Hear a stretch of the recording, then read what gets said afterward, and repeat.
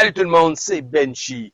Cette semaine, je vous montre comment moi, je procède pour récupérer ma cire d'opercule et faire des blocs de cire. Bon visionnement à tous. Tout d'abord, je vais sortir ma cire à l'extérieur. Je vais la faire nettoyer environ à une centaine de pieds du rucher par les abeilles. Ils vont enlever tout le restant de miel qu'il y a dans la cire d'opercule, puis ça va me donner une petite cire comme ça, toute nettoyée.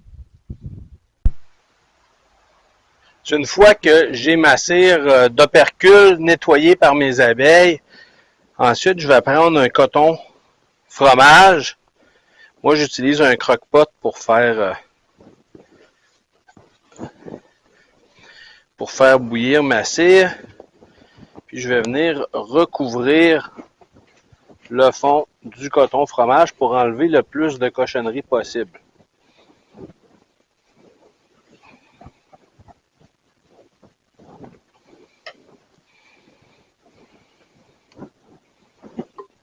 Ça, je vais transférer ma cire dans mon croque-pot.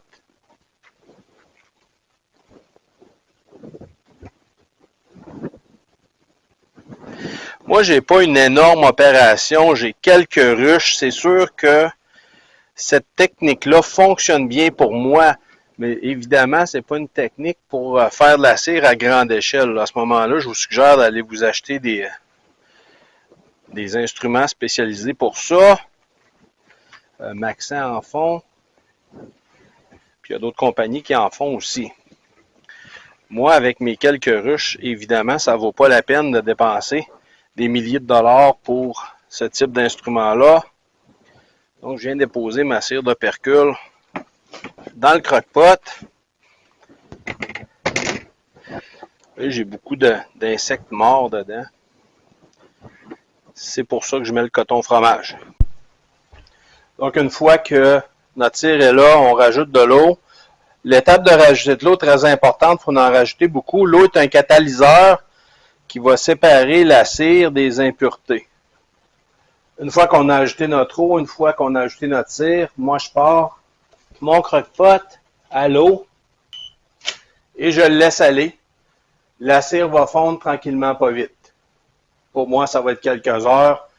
Pour vous, quelques secondes. Une fois que la cire est fondue, bien, je vais enlever mon coton fromage en essayant de garder toutes les cochonneries à l'intérieur du coton fromage. J'avoue qu'il y en a beaucoup. Donc, ça va être un premier filtrage de la cire. Une fois que j'ai enlevé le plus gros en enlevant mon coton fromage, je vais éteindre et je vais laisser reposer. Une fois reposé, on peut retirer la cire et il va être important de nettoyer l'eau et de changer l'eau avant de la refaire fondre. Donc, mon eau nettoyée, je vais prendre un coton fromage. Je vais venir briser ma cire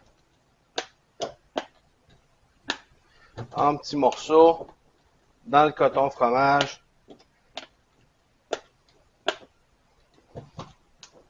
Coton fromage, évidemment, c'est pour enlever les impuretés comme ça, les restants d'impuretés, les gros solides. Donc, les impuretés vont rester prises dedans. Je fais chauffer le tout une dernière fois. Et voilà, après l'avoir filtré 2 fois, voilà ce que ça donne. Elle est prête ou pratiquement prête à être utilisée pour faire ce que vous voulez avec la cire. Et voilà, c'est ma façon à moi de faire la cire. J'ai une très petite production, donc évidemment, ça ne conviendrait pas cette méthode-là à quelqu'un qui a beaucoup de ruches. Moi, je tire presque pas de cire d'opercule à chaque année. Donc, je vous montre mes trucs à moi. Si ça vous convient, tant mieux. Si ça vous convient pas, eh bien, vous n'êtes pas obligé de les prendre. J'espère que vous avez aimé la vidéo. Si vous avez aimé, cliquez sur j'aime. Abonnez-vous au canal, ça nous aide énormément et à la prochaine!